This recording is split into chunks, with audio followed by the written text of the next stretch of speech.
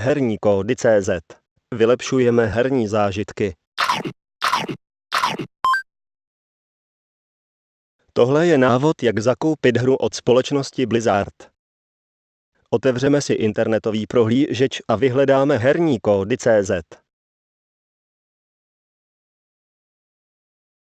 Klikneme na Blizzard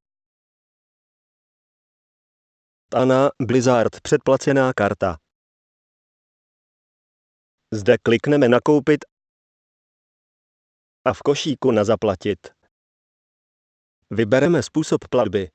Na výběr máme platbu mobilem a kreditem. Klikneme na Zaplatit. Skopírujeme zakoupený kód.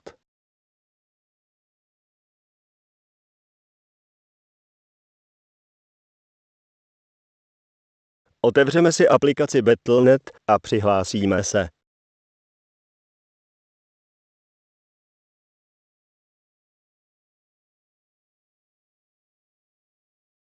Klikneme na Shop. Vpravo nahoře klikneme na Blizzard Balance a poté na Add Prepaid Card. Zde vložíme skopírovaný kód stisknutím kláves Ctrl a V. Klikneme na Redeem Code. Nyní klikneme na Confirm. Takhle jsme uplatnili zakoupený kupon. Klikneme na Shop.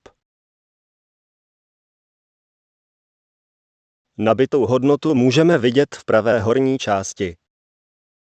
Najdeme si požadovanou hru. Klikneme na Buy Now. Zde si můžeme vybrat z různých edicí. Klikneme opět na Buy Now. Zde klikneme na Pay Now. Hru máme zakoupenou. Klikneme na Return to Your Games. Klikneme na Install. Vybereme, kam hru nainstalovat a klikneme na Start Install.